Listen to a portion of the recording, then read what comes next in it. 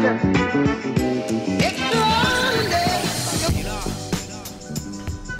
check 1 2 1 2. Mic check 1 2 1 2. Welcome to the Jeremy Tumble Uncut podcast. Right here from Seattle, Washington. It's your anchor who brings you the most intriguing people from Seattle, Washington.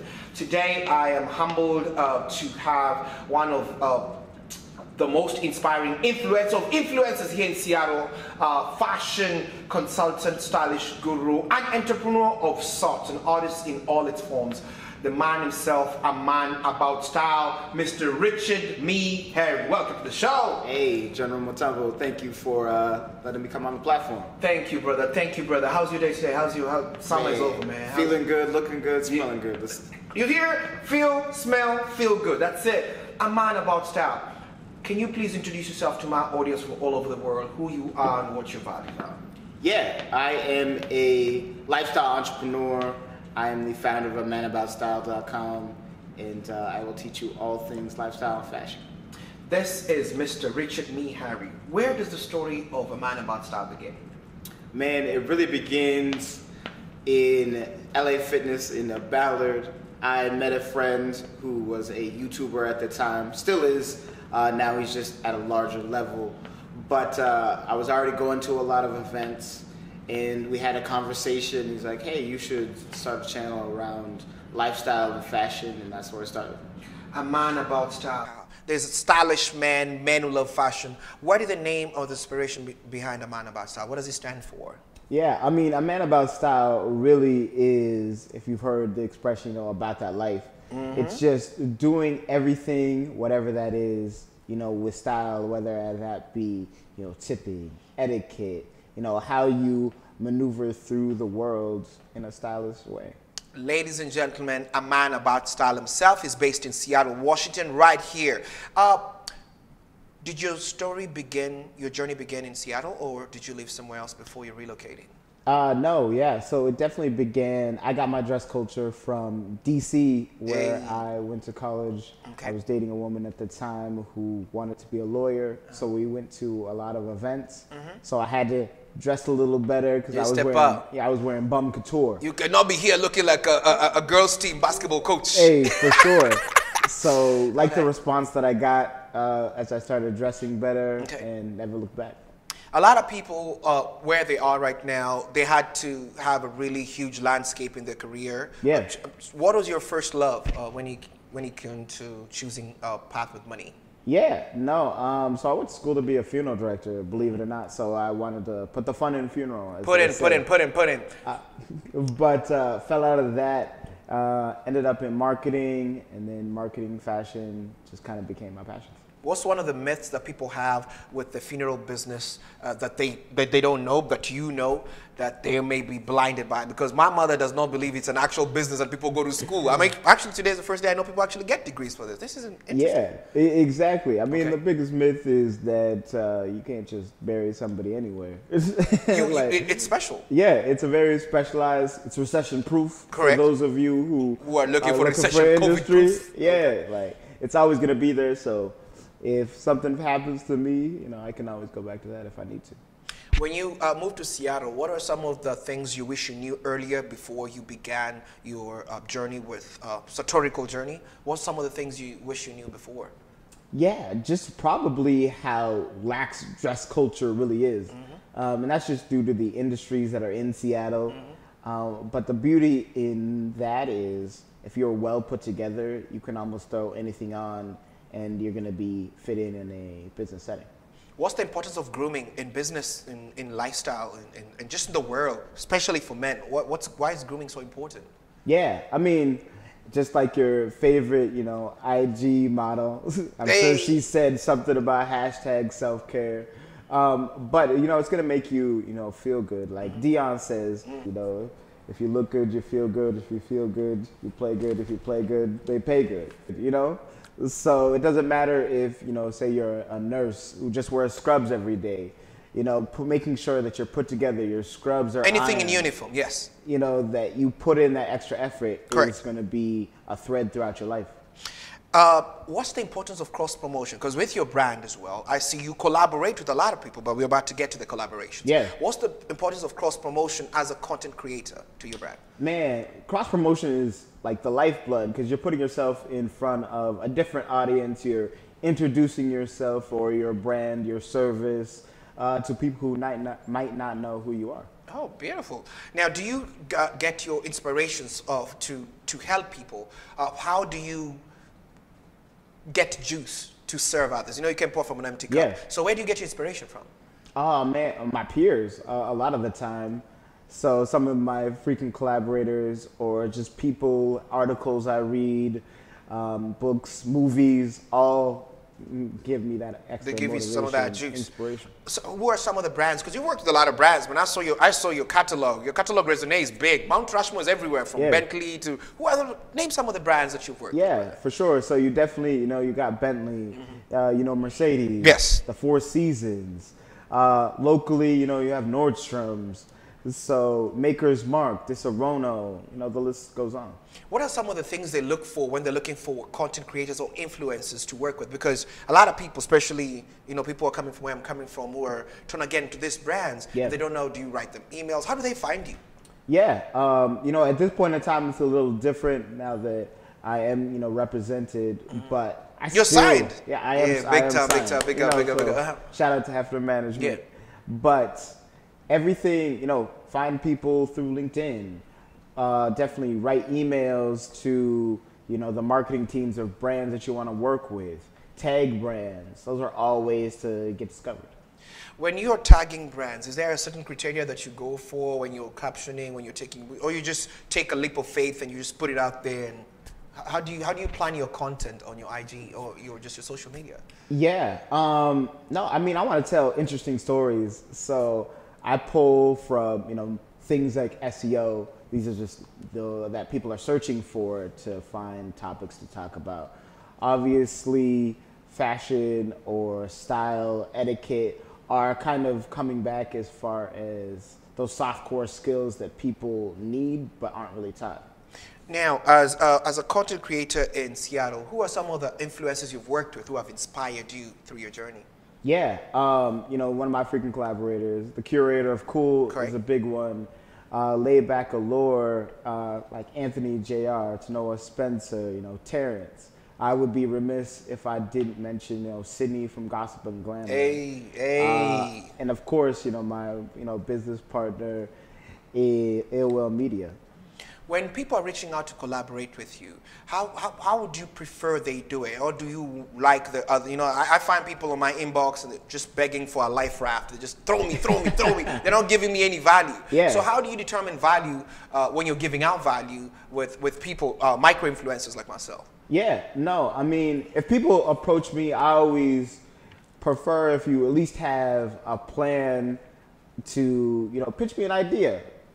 And even if we don't agree on that one, we can at least, figure something out together. But if you just approach me with, nothing, like, hey, let's work on a project, and it has nothing to do with what I'm doing or what you're doing, it's not really a collaboration.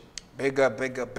You also have a blog. Yeah. A Man About Style. You have a blog. Now, you came from like physically being in the presence of all this sartorial kings. Yeah. Now you're actually penning it down. What was the goal of a Man About Style blog? Yeah, the goal is really just like a personal development tool. So that's why I'll talk about everything from dating to cooking to sartorialism. Those are all things, even books, all things that kind of make you a well-rounded individual. The greatest demonstration of freedom is in expressing yourself when you step out, like the first impression. Yeah. Now, what dictates your style? Like what you got on today? People don't see the suit. See, ladies and gentlemen, you see what we have today? What do you got on? Like what dictates your freedom like today? Oh man, so I dress, according to the weather, where I'm going that day, who I'm meeting, are all aspects that I will consider when I'm getting dressed.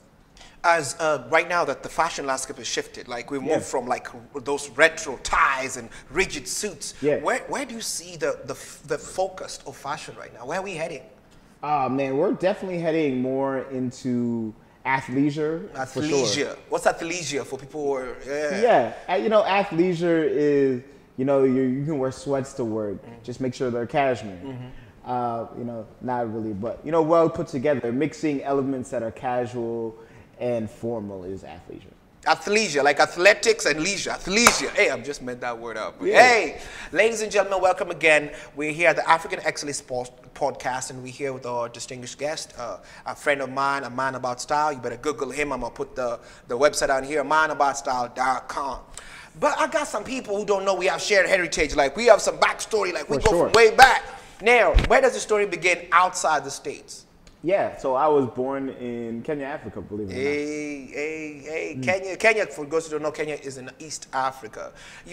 Have you ever, because, there's another wave right now, Afrobeat and all that. Yeah. There's a return to Africa where we have a lot of African-American brothers and sisters who are trying to tap into their roots back in Africa. Yeah. Return to Ghana, have you ever had a return to East Africa or, by any chance? You can go watch it on my YouTube channel. But I went back about 4 years ago. I was there for a month and did a myriad of experiences there. What was your highlight of your visit? What's the highlight of your visit in Kenya?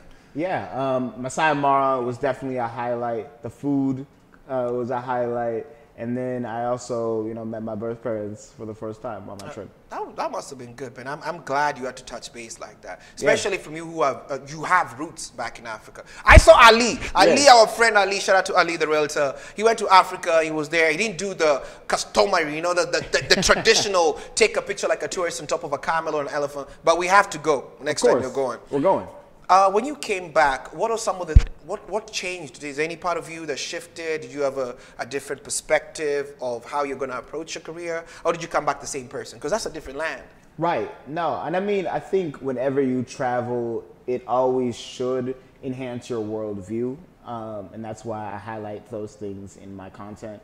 But I just came back, more grateful, honestly, because my life could be totally different than it is right now.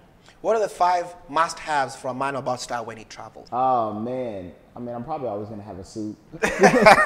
Okay, staple. That's right. So I'm going to have a suit. Okay. I'm going to have, some cologne, so you got to smell good. And, cell phone or candle or camera are going to be with me. So those are probably like a few. You're a great beacon of light when it comes to fashion in the city. Who are some of the people you've worked with and who have helped you get to where you are right now here in Seattle? Yeah, so people that I've worked with, admire, and I think we covered, a few of those. But, my business would not be where it is, definitely without like Ill Will, my lead photographer and business partner for sure. And in Seattle here, who are some of the people you want to work with, but you haven't crossed paths yet? Yeah, yourself. So this is definitely cross this one off the bucket list. Okay. So you're up there, but I have been blessed and fortunate to work with a lot of my peers in the area. So a man about style. Not only are you a blogger, but you're also a fashion consultant, which means a lot of people call you over the phone just to get your ideas for your services. Yeah. Tell us one crazy experience you had with a client off the top that shifted, even like, man, I had to step up my game. Either it was a great client or it was a worse client, but it shifted how you approached business. Oh, man. I think, one of my favorite clients that I've worked with, he is a entrepreneur in the architect space, and he just wanted to do a complete overhaul, rebrand. So I helped him for a magazine spread that he was doing, and also just for his own personal branding. So that was a fun project. You're huge. Personal branding. Yeah. When you're working with brands, different brands come to you. Do you sometimes reject offers? Because people understand that in this field, like, as a content creator, you do have to take some rejections. Yeah. What makes you get to that level where you're like, I really would love the money, but this is not going to work out? Just like any business, you got to make sure that it makes sense. Is it for your audience? Is it going to resonate with the audience that you have? Is it integrity of the brand that you're working with? Do you guys have the same values? And also, is the budget that they're trying to give you worth the time that you're going to put in? When you're looking at a client and you're trying to give him like fashion tips, Yeah. What do you consider when it comes to especially women? Yeah. Because, you know, men, we've talked about men most of the podcast. Of course. Like if you had a lady client today Yeah. and she needs your input, how do you go around it? I mean, we're going to go the exact same rules. Obviously, fits are going to be different. Correct. Occasions are going to be a lot different. And for a woman, there's a lot more options. So those are just some of the differences between styling a man and styling a woman. When we're looking at fashion, like you remember Met Gala and all that, Yeah. Do you think that like we are evolving to a better? Because some stylists disagree. They think we're moving backwards. Yeah. Because we're bringing a lot of retro things back. It means Yeah. like we're running out of ideas. Do you think we're running out of ideas, or we are replaying classics? I mean, fashion is always going to be cyclical. So, you know, we've lived some life, both of you and me. Yes. So now things like baggier fits are coming back, even though that was what was cool, you know, when we were in grade school. Yeah, it was. You and feel then like you're wearing the same fashion. thing twice in your lifetime. You're wearing it twice. Yeah. So I think it's knowing how to incorporate retro and what is also out right now is what's going to make you, you know, stand out as an individual who loves to dress. Who are the 5 artists who are your top most listened to artists on your phone or your iPad or whatever? Yeah. Oh man. I mean, I listen to a lot of Drake. Drake a lot is of good. Kanye. Yeah. I love jazz. I love jazz too, man. Call for jazz. Yeah. You know, Hispanic music, or bachata. Yeah, you know, salsa, Sarajevo, where he go? And of course, like Afrobeats. So that's probably what's on my phone right now. What's your typical Friday night like? On a good day when you're not working, no gigs, you're done. No dates either. This is just your typical Friday. Describe your typical Friday night for us. Yeah. Honestly, I listen to a lot of interviews. Whether that be podcasts or just going on YouTube. Like one of my favorite interviews is with Warren Buffett and Jay-Z. So those are kind of things that I do or I read. Like you said, read. I like that part. I think books are nutritional. I think just the way you feed your body, you got to feed your brain. Yeah. How do you keep yourself continuously learning in the loop within your industry all this time? Yeah. And I mean, just like any person just striving to be at the top of their industry, you got to do your homework, find ways to sharpen your skills, I'll watch my old content and see like, ooh, I want to change this, or next time when I create something, I want to try that, jot down ideas, taking notes. Those are all things I kind of considering. Dating. Okay. Single, dating. I want to just make sure before the next question comes in. Single, dating. I mean, I'm single. When you're looking for a date, what do you look for? Because I'm attracted to girls with big toes. I feel like they can save me from a fire. They're like dragon feet. Yeah. Are we on camera? Okay. All right. What do you look for in a girl? Oh, man. I mean, I love a good smile, even though I got a gap in my teeth. But mostly, I mean, I'm attracted to good energy. I love an ambitious woman. Those are probably a few things that stand out to me. Ambitious, you know, we have social media university. You got to educate people. When you say ambitious, is it ambitious physically, like twerking on Instagram? Is it ambitious financially? Is it ambitious with your money? What ambition? You got to like specificity. Nah, I mean, ambition could be anything as far as just putting your best into whatever you're pursuing. That's ambition. I'm going to ask you a question off the top. Okay. What's your favorite meal in the world? Oh man, chapatis, ugali is definitely probably up there. Open bar. I've taken you to Bellevue. We're at a cocktail party. Okay. Open bar. What do you order off the top? Apart from the brands you're working with, they're paying you. What do you order? What's your typical cocktail? Man, Shirley Temple. Shirley Temple. Yeah. Frozen, regular. You know, regular. You know, you don't have to drink to have fun. Hey, that's important. You don't have to drink to have fun. Yeah. And you don't have to finish to make sure you had fun. Exactly. When you're dating or you're out on a date, what are some of your biggest pet peeves on dating? There's another pet peeve we're going to come to. Okay.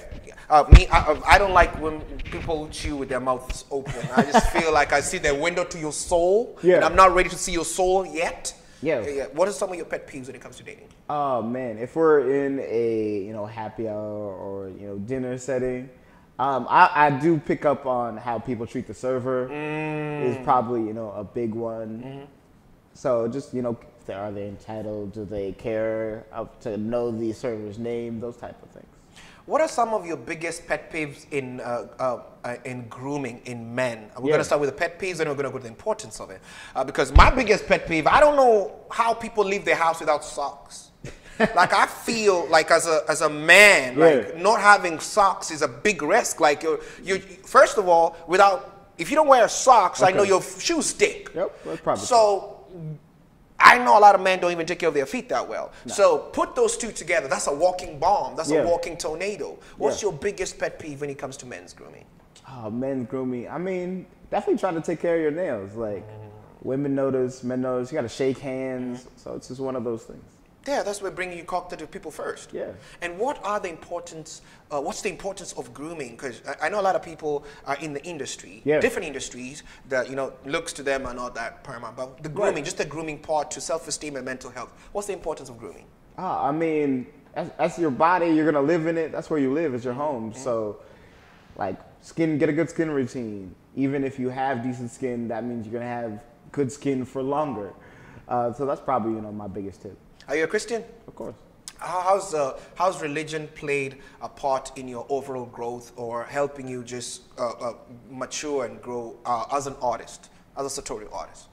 Yeah. I mean, since I have a faith belief system that is, I guess, based in Christianity, it just means I hope to operate in business with some ethics. So, I hope to impart that to the people I come across. And I love that part of ethics, because when it comes to ethics, especially in the landscape we are in right now, there's a lot of people in the industry who have lost so much because of not respecting the workspaces, like dating within the workspace. Have you ever come into a situation where your involvement or a relationship with a worker, coworker, colleague was disrupted because some things were not ironed out at the beginning? I just say, man. Yeah. Oh, man. I mean, if you want to date within the workspace, then you should go into it and consider these two things. If this goes south, am I going to be able to handle whatever that looks like? Yeah. And can the person that you're dealing with also handle the situation, or are they just going to, tarnish your reputation or your career?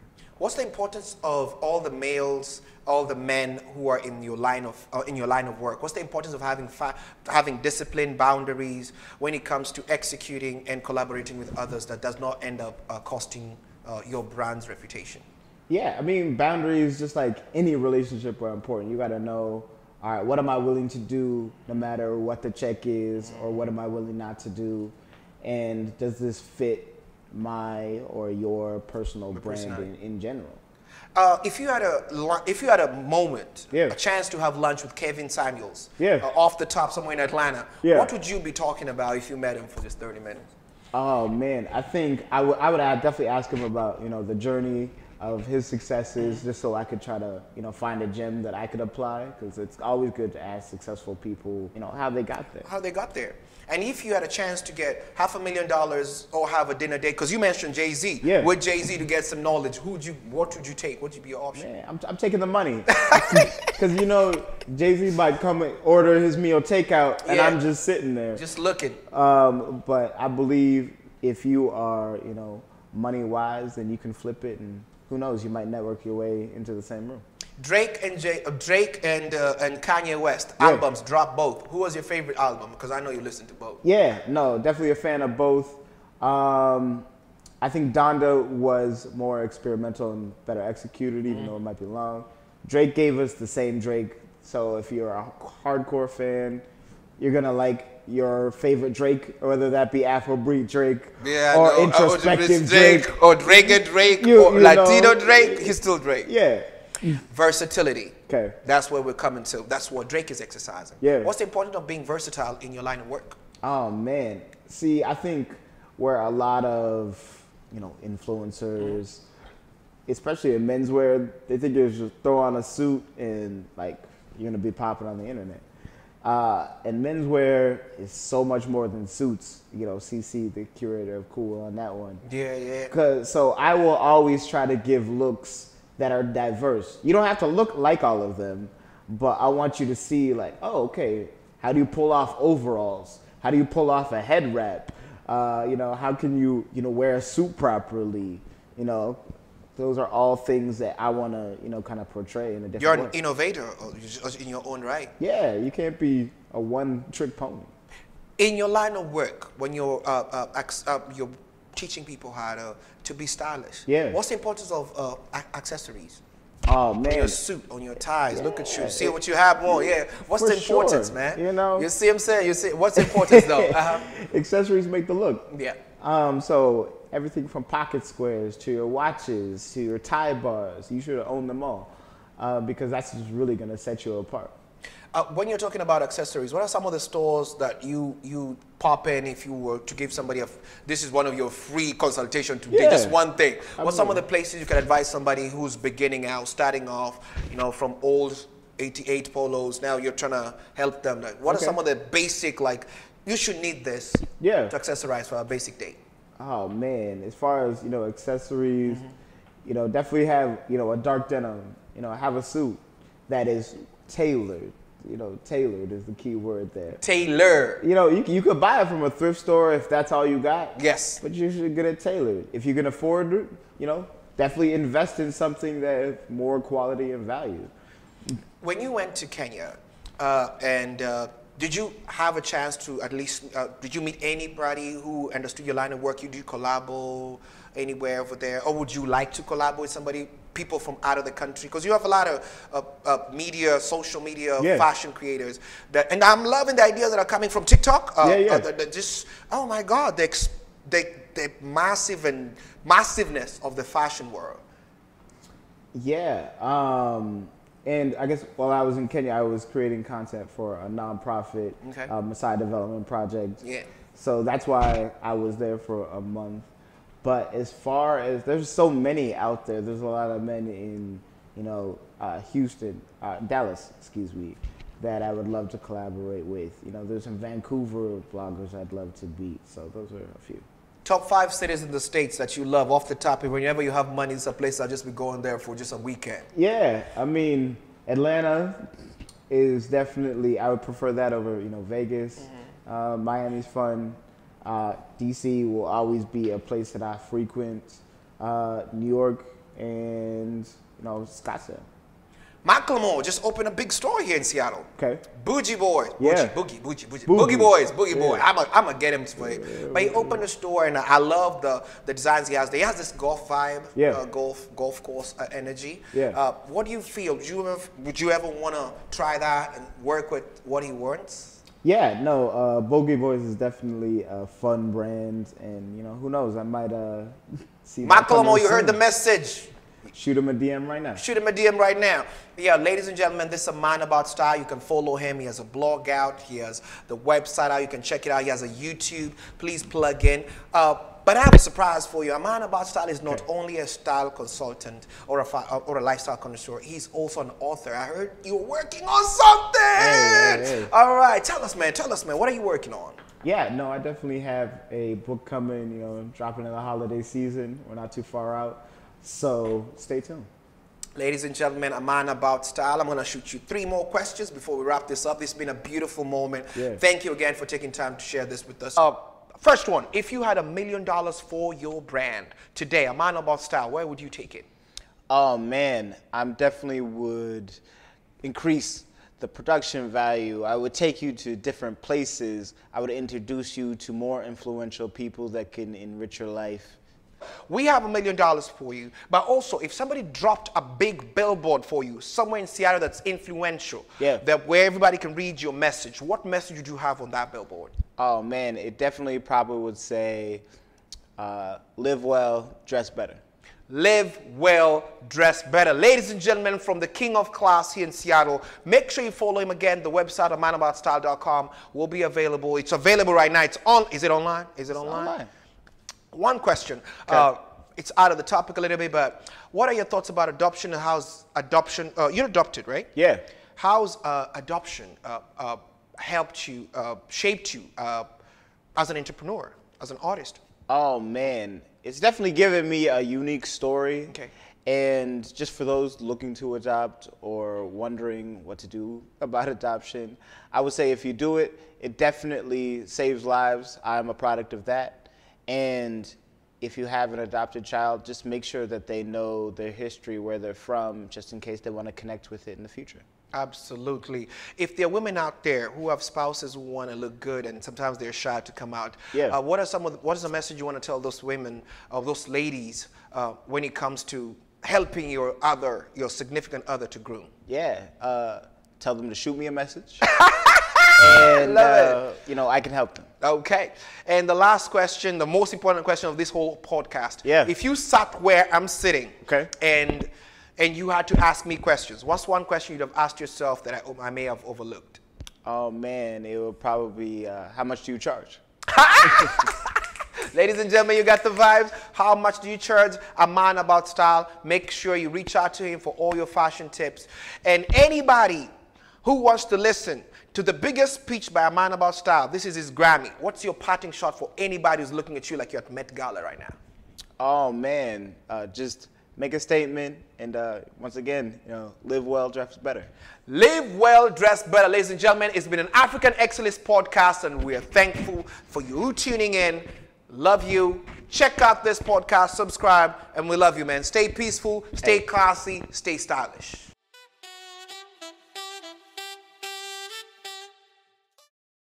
I'm the founder of the African Princess of Comedy Tour. This year, we've decided to do the For My People Tour, particularly to help African restaurants all around the US bounce back after the pandemic. It's something important. If we don't do it, nobody else will, and we're taking it upon ourselves. So we need your help. We need your support. How can you help us? Go to our website, africanprincessofcomedy.com, click on the donate button, and help us by any amount you can do. Also, if you have any restaurants in your neighborhood that you believe should benefit from this, remember I said it's a free event to the restaurants. We're going to give them free day of sales, so they're going to sell a lot of food, a lot of drinks. They keep all of that money. They're going to get a lot of exposure based on the fact that we have about 5 million followers on Instagram alone. And guess what? The goal is to bring people from other ethnicities, other cultures, to come and enjoy our rich African culture and heritage from the food that's going to be served on that day. So it's bigger than being a comedy show or a comedy tour. This is something we're doing to impact the lives of our brothers and sisters whose businesses were significantly impacted by the pandemic. And I know you can help us.